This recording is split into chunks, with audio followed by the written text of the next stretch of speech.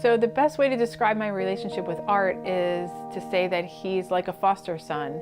I love him like he's mine, like he's my own son. You know, he's been in my life and I've been in his life since he's been born, and I'll always be there for him.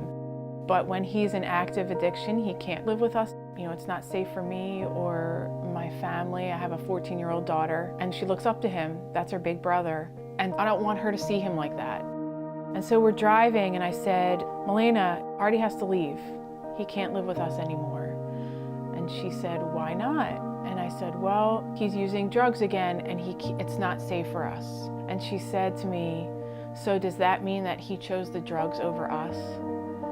And I didn't know what to say to that. I am a mother. I am a teacher. I am an artist. I am an advocate. I'm someone you know. I met Art when he was 4 months old. His mom was having a party and there's this baby in a car seat in front of the speaker. And from then on, it was just like I wanted to help him. So I would take him on the weekends and the summers.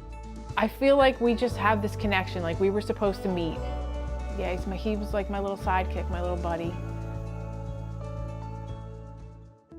So I think because of the way that he grew up with addiction in his family, it just became sort of a normal thing for him. I think it was a mixture of genes and environment. He started heroin probably 16 or 17, and because of that, he never finished high school. He got into trouble a lot, he was arrested a lot, and he was homeless. He has a young daughter, and he's missed parts of her life because of his addiction. I knew that no matter what we did for him, it wasn't going to matter if he wasn't willing to stop and if he wasn't willing to get recovery for himself. But when he's out on the streets using, I would always tell him that I love him. Always end my phone calls with I love you, because you don't know when the last phone call is going to be. You don't know.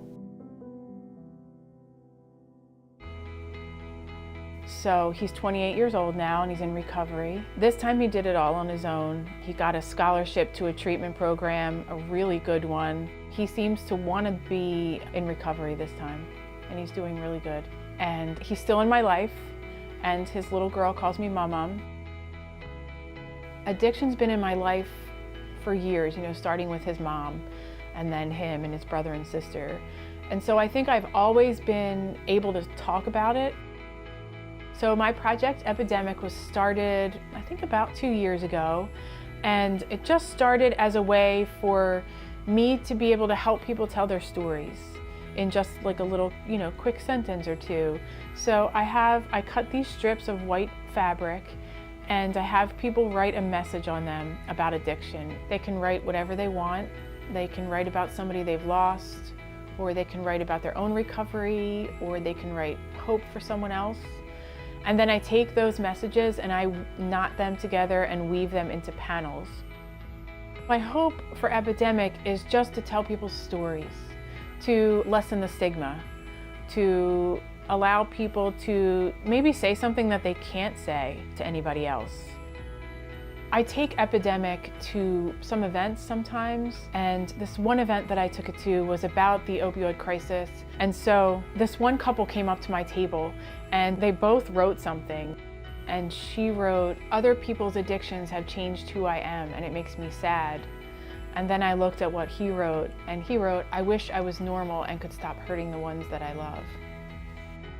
If a family member is talking to me about somebody they love and they're struggling and they're in active addiction, I like to remind them that remember the kid that they were. You know, remember that little kid that you love. They might be displaying all these horrible behaviors and turning into somebody that you think you don't know, but that little kid is in there. Like, that heart is still the same, and they can come back.